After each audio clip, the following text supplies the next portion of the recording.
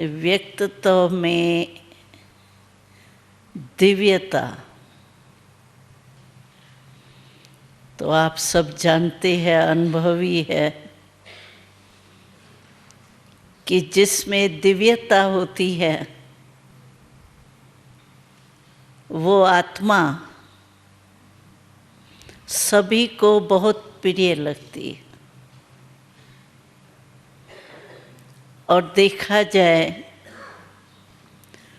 तो मानव जीवन की विशेषता ही दिव्यता है। आप बिजनेसमैन हैं, मेजॉरिटी देवताओं को मानने वाले हैं, तो देवताएं जड़ चित्र है, चैतन में होके गए है वो तो ठीक है, लेकिन इस समय तो जड़ चित्र है। फिर भी आत्माओं को क्यों अपने तरफ खींचते? चित्र को बनाने वाला जो चैतन मनुष्य आत्मा है, उसको कोई नहीं पूछता, लेकिन जिस दिव्य मूर्ति को बनाया वो कितनी आकर्षित करती है। तो वो भी मनुष्य रूप में, लेकिन वो अपने तरफ क्यों आकर्षित करती है, उसका कारण क्या है? दिव्यता। दिव्यता का अर्थ ही है दिव्य गुण व नैतिक मूल्य अपने जीवन में धारण किया है, इसलिए वो दिव्यता अपने तरफ आकर्षित करती। तो ऐसे ही अगर हम सब भी अपने में दिव्यता धारण करें तो हम भी कितने महान बन सकते। हम लोग उन महान आत्माओं का पूजन करते हैं, गायन करते हैं, कीर्तन करते हैं, माँ माँ को कितना पुकारते हैं, लेकिन माँ चाहती क्या है हमसे? आप सोचो, मानो आपका कोई बच्चा है और वो सारा दिन तो आपके कहने प्रमाण नहीं चलता है, लेकिन रात को बड़े भावना से आपको खुश करने के लिए वो आरती लेके आपके सामने आता है।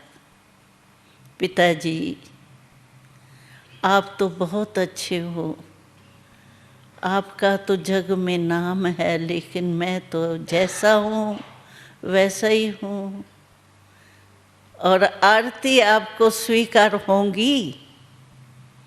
आप आरती को स्वीकार करेंगे कि यही सोचेंगे कि ये आरती क्या करें?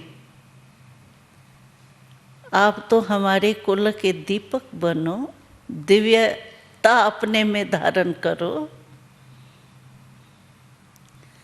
ऐसे ही सोचो, जब हम देवताओं के आगे जाते हैं तो हम भी उनके बच्चे ही बन के जाते हैं। माँ कहते हैं, बाप कहते हैं।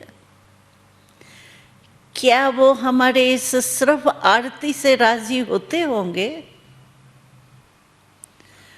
वो खुश होते होंगे?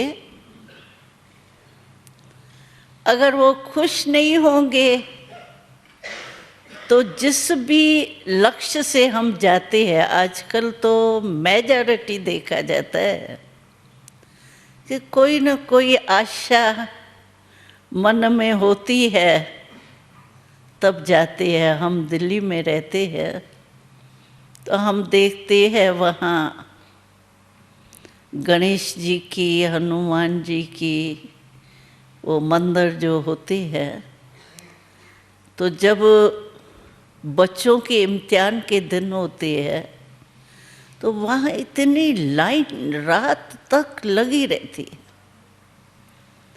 तो हमने एक बारी उनसे पूछा कि यूथ और इतनी लाइन वो लेके प्रसाद का वो दोना और लाइन में खड़े हैं, तो कहा इम्तिहान में पास होने के लिए ये खड़े। चाहे किसी भी आशा से जाते हैं, लेकिन आशा पूर्ण तब होती है दिल से। मजबूरी से कोई बच्चा बाप के पीछे ही पड़ जाता है, ये आपको देना ही है, करना ही है, तो वो मजबूरी की देन जो होती है वो और होती है। लेकिन दिल से कोई माँ बाप बच्चे की आशाएं पूर्ण करे, वो दिल जब होंगी तब अच्छा होगा, प्यार होगा, स्नेह होगा, रिगार्ड होगा, कहना मानने वाला बच्चा होगा, तो उसके तरफ स्वतः ही दिल जाती।